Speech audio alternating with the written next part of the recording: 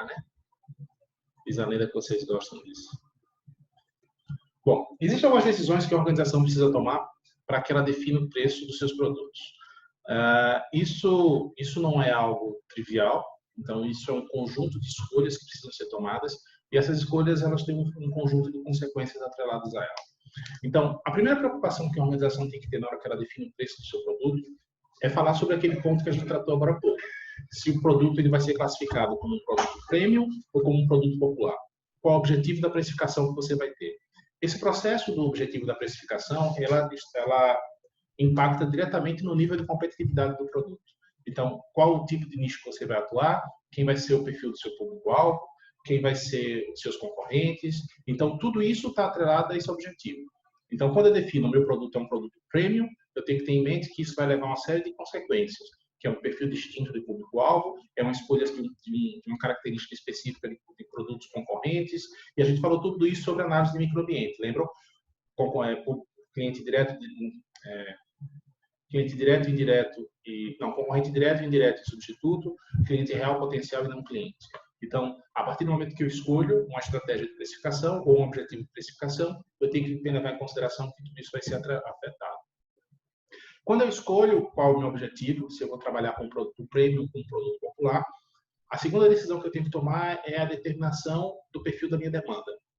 Então, quem é o público que eu quero atingir? Qual é o perfil de clientes que eu vou trabalhar? A gente vai ver mais no próximo semestre estratégia de segmentação de mercado. Então, eu tenho que entender que essa escolha vai desembarcar em um conjunto de características de clientes que eu vou atender. Além disso, a determinação do preço também influencia no volume da demanda. Então, como eu falei a vocês, preço é a ferramenta com que o mercado ele é mais sensível. Então, se eu quero trabalhar um produto,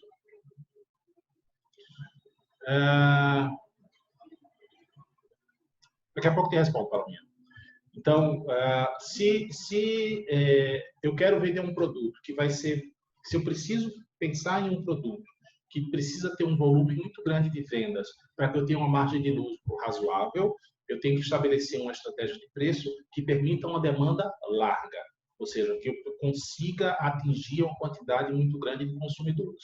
Se você vai abrir uma padaria e você vai vender pão, você tem que entender que o seu preço tem que ser pensado a um produto que vai ter uma escala de vendas, ou seja, o seu lucro vem como resultado de uma venda de uma grande quantidade de produtos. Então, você tem que pensar que essa sua demanda ela tem que ser traçada, o teu perfil de consumidor tem que ser traçado, de tal forma que você consiga atingir muitas pessoas. Agora, se você é uma fábrica da Ferrari, você tem uma consciência de que o perfil da tua demanda é um perfil restrito. Eu vou vender poucos produtos para um perfil muito seleto, para consumidores diferenciados. Então, são características distintas de perfil de demanda e que o preço vai me ajudar a nortear esses elementos. Então, por exemplo, se eu crio um produto que vai ser visto como um produto premium, e esse produto premium ele vai ter 5.000 unidades fabricadas por mês e eu coloco um preço do produto e que no primeiro mês eu tenho 15.000 pedidos, significa que meu preço está mal pensado.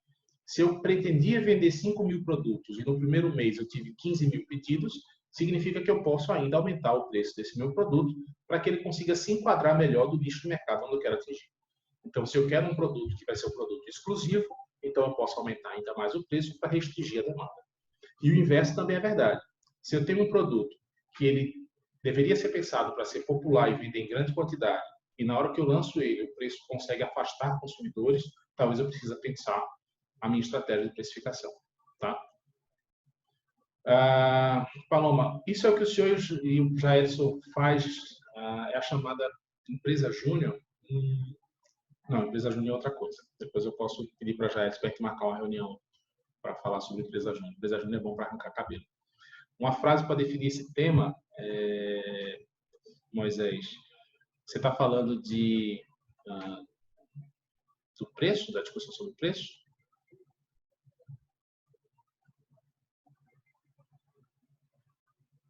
Chat, cadê o chat?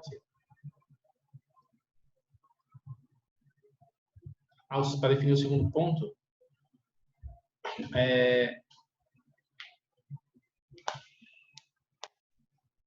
eu tenho que conseguir definir qual é o perfil da minha demanda e a quantidade de consumidores que eu quero atingir com o meu produto. Tá?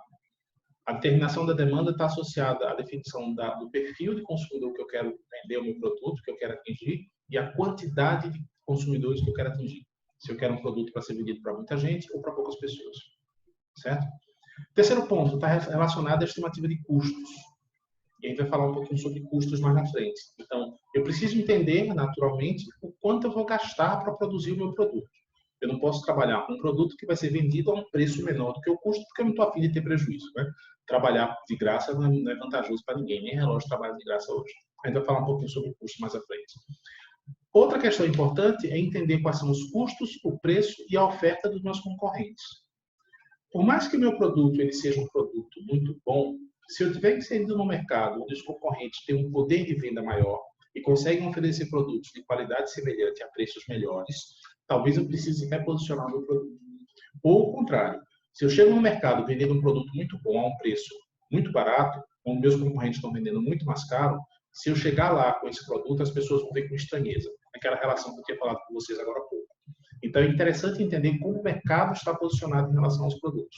Se você tem hoje produtos semelhantes sendo vendidos por preços muito diferentes do seu, de duas uma. Ou você errou bastante na estratégia de precificação do seu produto, ou seus concorrentes eles têm uma estratégia ou um diferencial que você ainda não atingiu. Eles conseguem ter melhores acordos com fornecedores, conseguem ter uma melhor relação de distribuição dos produtos ou coisa do tipo.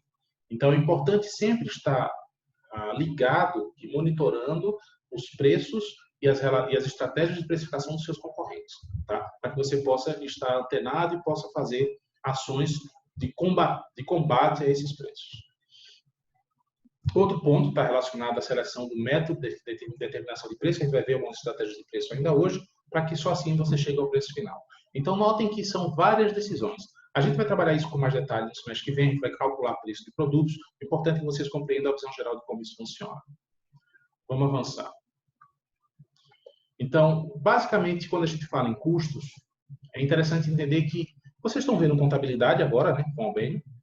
Então, certamente vocês já começaram a ver que existem diferenças entre custos fixos e custos variáveis. Tá? Da mesma forma que também existem custos diretos e custos indiretos. Basicamente, quando você pensa na construção de um preço, o mapeamento dos custos fixos e custos variáveis é algo importante para que você consiga chegar à definição do que a gente chama de custos unitários. Tá? Quanto custa produzir uma unidade do meu produto? Então, vocês estão tendo... É com o Rogério que vocês estão tendo contabilidade? É? Ah, tá. Pensei que era com o Albênio. Normalmente era com o Albênio. Bom, então o Rogério deve estar comendo o juiz de vocês quando sair. Então, eu preciso entender os meus custos fixos são custos que a minha organização tem e que ela não tem nenhum tipo de variação ou flutuação de acordo com a quantidade de produtos que eu fabrico. Então, por exemplo, minha folha de pagamento de funcionários ou aluguel da minha fábrica são custos que não mudam independente da quantidade de produtos que eu vou fabricar. Se no final do mês eu fabriquei ou fabriquei 100 mil unidades, esse custo ele é o mesmo. Existe também o que a gente chama de custos variáveis. Esses custos eles oscilam diretamente com a quantidade de produtos que eu fabrico. E aí, um exemplo clássico é o custo com matéria-prima. Então, se eu for fabricar uma caneta ou eu vou fabricar 100 mil unidades de caneta, o meu custo variável vai flutuar de acordo com essa quantidade, porque eu vou ter uma quantidade diferente de matéria-prima que está sendo utilizada. É importante saber distinguir esses dois tipos de custos para que você consiga entender qual é o custo total da tua produção e qual é o custo unitário dos teus produtos. Tá? E a gente vai aprender a fazer esses cálculos. Então, eu vou calcular, por exemplo, qual é o custo máximo unitário do meu produto. Então, se a minha fábrica funcionar durante o mês todo e fabricar apenas uma caneta, quanto custaria essa caneta? Qual o meu custo mínimo unitário de um produto? Se eu fabricar a minha capacidade produtiva máxima, digamos que minha fábrica tem condições de fazer 50 mil canetas por mês. Então, se eu fabricar 50 mil canetas, qual seria o custo mínimo de produção? Qual seria o custo de cada uma dessas canetas? E a gente vai calcular, por exemplo, qual é o ponto de equilíbrio, qual é a quantidade mínima de produtos que eu tenho que fabricar para conseguir ter lucro, qual seria a margem de lucro, o markup, tudo isso a gente vai aprender a fazer esses cálculos. Tá? O importante nesse momento é que a gente entenda a diferença entre esses dois elementos, o custo fixo e o custo variável. Além disso, eu preciso ter que definir qual é a minha estratégia de preço, ou o meu modelo de preço. Então, eu posso tentar concorrer, né? Eu posso tentar balizar meus preços, ter como principal referência para a construção dos meus preços o meu custo. Então, quando eu tenho o custo como principal elemento para a definição do meu preço, a tendência é que eu tenha preços mais baixos. Tá? Então, eu vou simplesmente pegar meu custo, estabelecer a partir desse custo uma margem de lucro e definir o preço. Então, essa é a forma mais simples e mais prática de definição de um preço do produto. Então, imagine que vocês decidem, Bruna decide fabricar docinhos, né? Bruna vai fazer brigadeiros. E ela diz o seguinte, como é que eu vou definir um preço para esse meu brigadeiro? Ela vai lá, define todos os custos dela e diz o seguinte, olha, para fabricar um brigadeiro, eu gasto 50 centavos. Então vou vender esse meu brigadeiro por R$1. Eu vou colocar uma margem de lucro em cima dele e pronto, acabou-se. É a forma mais simples de definir preço. É a mais frágil, porque ela deixa de levar em consideração uma série de outros elementos. Mas é possível estabelecer preço a partir desse momento, a partir dessa estratégia. Uma outra forma de você tomar como principal ponto para a definição de preço é o preço dos seus concorrentes, ou o preço de produtos substitutos. E aí, seguindo o mesmo exemplo, a Bruna fez lá o cálculo dela, ela vai fabricar docinhos, ela gasta 50 centavos só para fabricar um docinho. E ela descobriu que ali na faculdade, todo mundo vende os docinhos por R$1,50. Bom, se ela sabe que todo mundo vende a R$1,50, se ela chegar lá vendendo os docinhos dela por R$1 durante muito tempo, as pessoas vão estranhar e vão achar que o docinho dela tem qualidade inferior do que os outros que são vendidos a R$1,50. Então, talvez ela precise ter o preço dela mais próximo aos preços dos concorrentes. Talvez um pouco mais caro, talvez um pouco mais barato, ou simplesmente igualar o preço. Ela sabe que existem muitas empresas que trabalham a sua estratégia de precificação a partir disso aí. Ela busca qual é o preço do produto líder de mercado, ou produto de referência, e estabelece que sua margem de preço vai ser 10% mais barato do que o líder de mercado. Eu estou fabricando sabão em pó.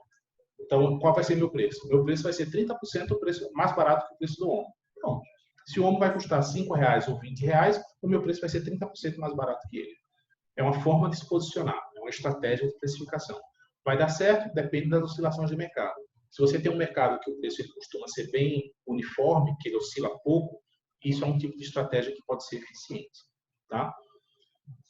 Uma outra forma que você pode também ter como elemento de referência para a definição do preço do seu produto é a avaliação que os clientes fazem sobre as características singulares do seu produto. Então, se o consumidor percebe o seu produto como um produto diferente, melhor, único, você pode se dar o luxo de cobrar mais caro por ele. Tá? Então, digamos que eu continuo vendendo minha caneta, tá aqui minha canetinha, tá? E eu consigo convencer vocês que essa caneta ela é mágica, que tudo que você escreve ou desenha com ela se torna realidade. Isso é uma característica única e exclusiva da minha caneta. Simplesmente por essa característica e pelo fato de vocês acreditarem que essa característica é verdade, eu posso cobrar um preço exorbitante por ela. Eu posso cobrar mais caro por ela.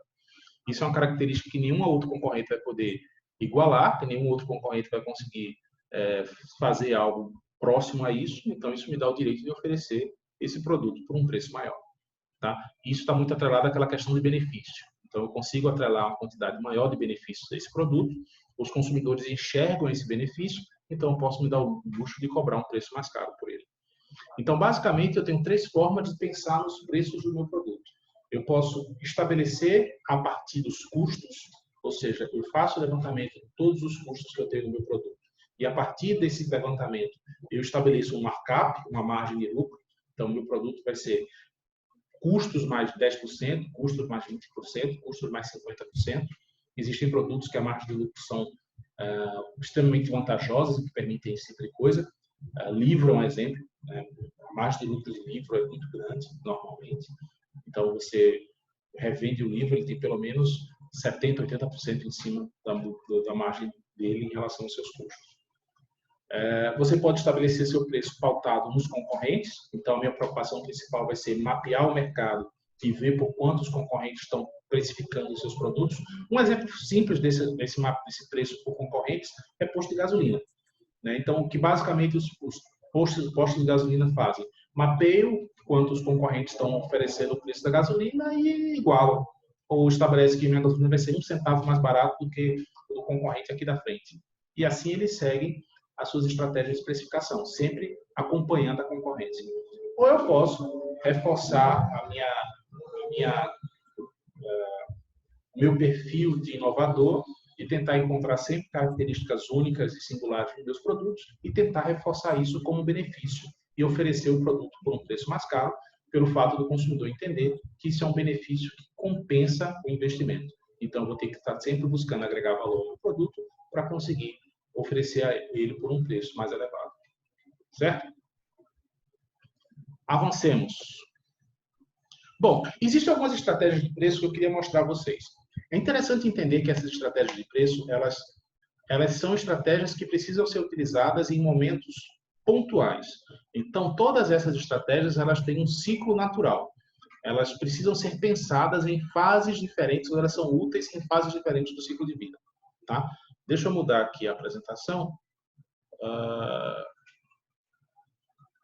Compartilhar outra tela com vocês. Vocês conseguem ver essa tela que eu estou mostrando agora? Sim? Sim? Sim? Tá, então bora lá. Então, o que é que eu queria mostrar a vocês? Essas estratégias de preço. Tá? Como eu falei, todas elas têm um objetivo, elas têm um período específico para serem utilizadas. Tá? Então, a primeira estratégia de preço... Deixa eu fazer o seguinte. Já que todo mundo está acompanhando aqui, vamos fazer... Deixa eu acordar vocês um pouquinho. Que tal cada um de vocês ler uma estratégia dessa? Se lê a estratégia e eu explico. Massa?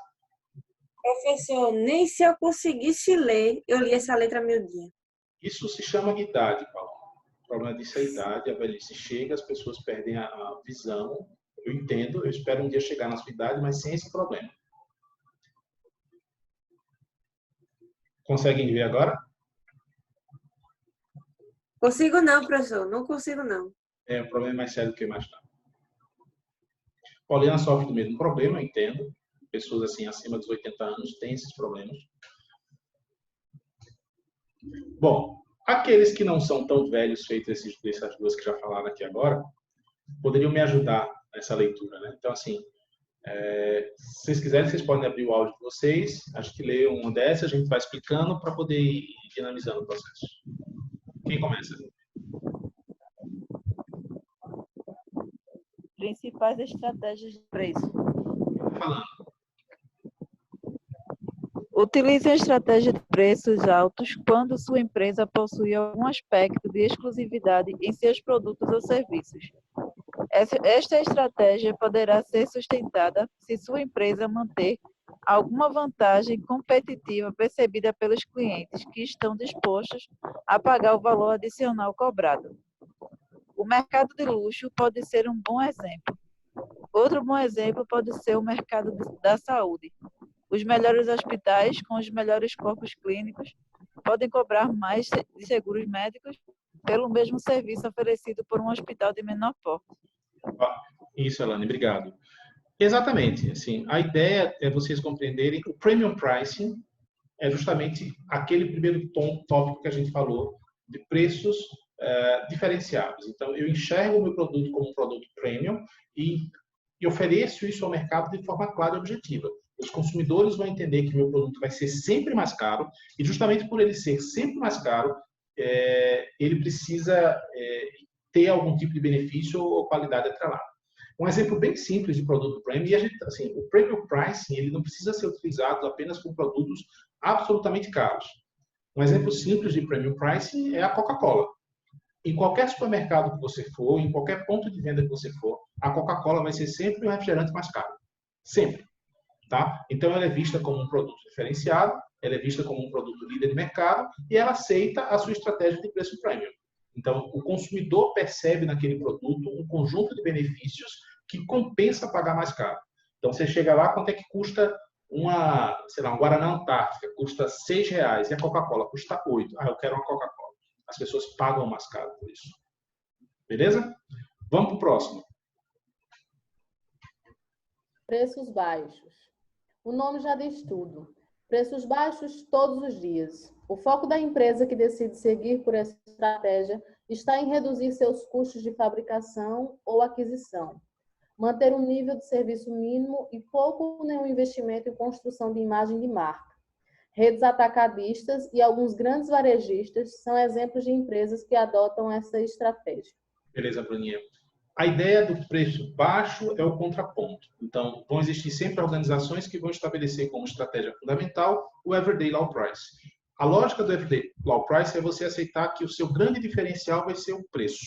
E para que você consiga oferecer produtos com preços mais baratos, você vai ter que constantemente tomar decisões que estão voltadas à redução de custo. Percebam que esses opostos, eles trazem consigo um conjunto de decisões. Quando eu falo que eu tenho que ter um preço premium, um premium pricing, significa que eu vou sempre estar buscando, gastando dinheiro para agregar benefício e valor ao meu consumidor. Quando eu aceito a ideia do Everyday Low Cost, ou Everyday Low Price, é você imaginar que todo dia eu vou ter que buscar reduzir meus custos para estar constantemente oferecendo preços mais baratos.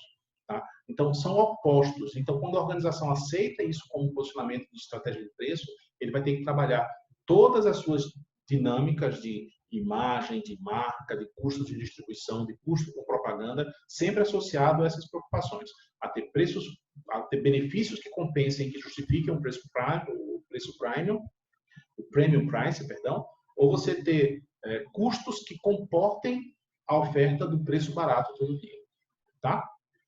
Terceira estratégia, quem segue?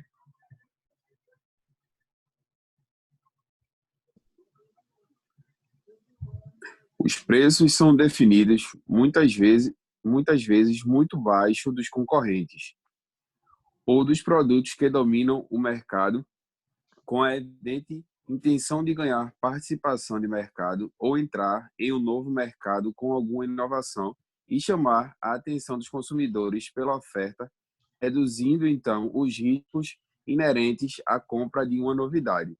Empresas de telefonia móvel, quando entram em um mercado já dominado pelas empresas incumbentes, formam um bom exemplo do uso da estratégia.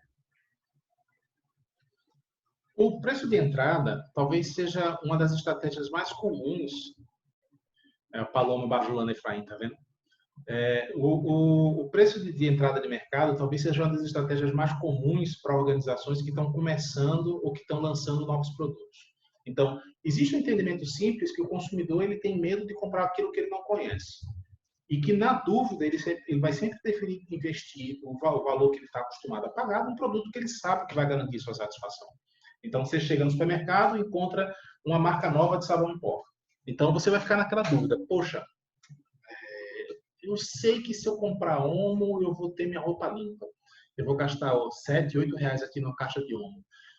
Tem esse outro produto que eu nunca vi na minha vida pelo mesmo preço, ou 50 centavos mais barato. Pô, não vou correr o risco. Eu vou pagar o preço que eu estou acostumado e vou comprar o produto que eu já conheço.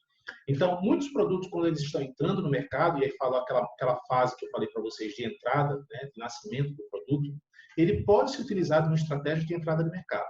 Ou seja, eu vou oferecer o produto mais barato para que o consumidor sinta uma redução do risco do investimento e da compra e que faça essa compra com menos medo.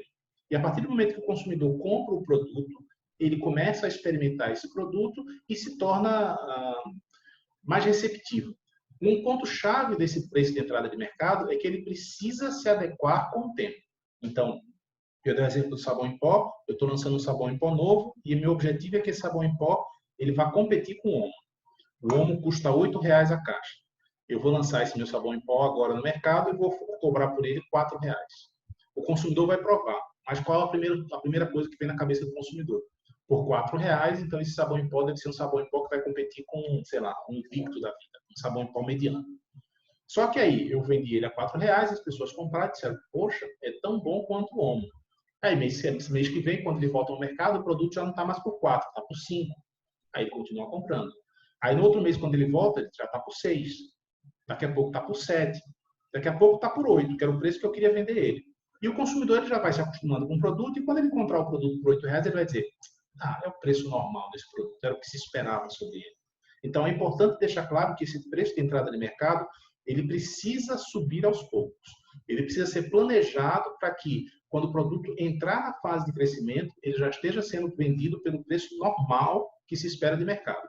Então, o preço de entrada ele acontece apenas na fase de lançamento ou de nascimento do produto. Certo? Vamos para a próxima estratégia, nata de preço.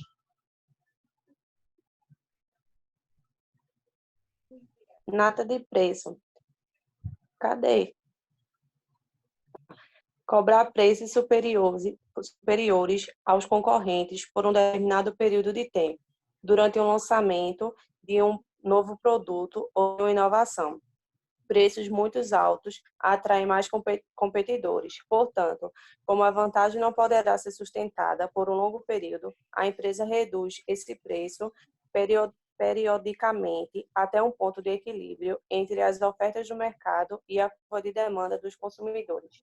Obrigado, Anne. Qual é a lógica da nata de preço? Eu vou dar um exemplo bem simples a vocês. Certamente quem fez isso não tinha a menor noção do que estava fazendo, mas deu certo. Eu moro próximo a um shopping. E na época da construção do shopping, existia muita movimentação de operários. Né? Então, estava sendo construída a Via Mangue, estava sendo construído aqui o shopping. E existiam alguns pequenos restaurantes que sempre começam a funcionar em áreas circunvizinhas a shopping. Né? Aqueles restaurantes populares que vendem normalmente almoço para o pessoal que trabalha no shopping. E aqui próximo tinha um restaurantezinho que vendia almoço, sei lá, R$6 o preço do almoço. E ele tinha um públicozinho dele que ia lá sempre. Então, com a obra do shopping, começou a nascer vários outros restaurantes ao redor. E os caras começaram a vender produtos. Teve gente que abriu, comprou ponto, né? Investiu em máquinas, equipamentos, em utensílios para abrir um pequeno restaurante para atender a essa demanda. Aquele pequeno comerciante que já existia aqui, com o aumento da demanda, o que foi que ele fez? Ele começou a aumentar o preço do produto dele. Ele tinha uma limitação de oferta, ou seja, como ele era um restaurante pequeno, ele não poderia vender mais do que, vou chutar um número, mais do que 100 almoços por dia. Ele não tinha capacidade de vender mais do que 100 almoços por dia. Então, o que ele podia fazer? Aumentar o preço. Então, o almoço dele foi subindo, né? 6, 7, 8, 9, 10, 11 reais, e todo mundo comprando, e ele vendendo, e ele vendendo, e ele vendendo. Os concorrentes dele, ao perceber que existia um mercado com uma procura muito grande, existia uma demanda muito grande com uma quantidade baixa de oferta. O que é que acontece com isso? Novos competidores entram no mercado. Então, começou a abrir novos restaurantezinhos ao redor. Esse cara que já existia, que ele já possuía restaurantezinho dele, o que é que ele fez? Ele se aproveitou de um período em que ele podia subir o preço dele. Então, o preço dele subiu bastante. Saiu lá de 6 para 12 reais. Ele estava vendendo os almoços dele por 12 reais. E quando os concorrentes entraram no mercado, qual foi a estratégia deles? Seguir o preço de quem já estava estabelecido. Então, se todo mundo vendia 12, os caras começaram a vender a 12, a 11, para tentar se estabelecer no mercado. O que é que ele fez? Quando ele percebeu que novos concorrentes entraram, ele pegou o preço dele, estava 12 reais, e pum, voltou para 6. E começou a vender o produto dele, o almoço dele, novamente por 6 reais. Ele podia fazer isso.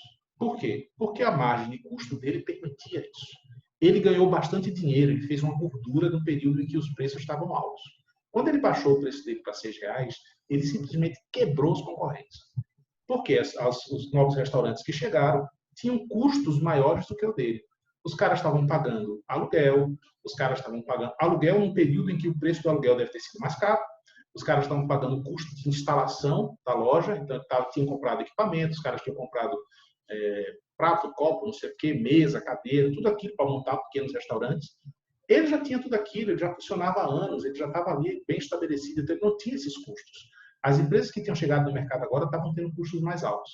Então ele conseguiu ganhar preço, ele conseguiu fazer gordura num período em que o preço permitia isso, baixou o preço, voltou ao preço original dele, os concorrentes não conseguiram aguentar, o que aconteceu? Começaram a quebrar, depois que os concorrentes começaram a quebrar, ele voltou o preço dele ao preço original. Então, daqui a pouco, ele estava voltando a cobrar no restaurante dele R$8, R$9 no almoço, só que agora ele não tinha mais 10 concorrentes, ele tinha 2.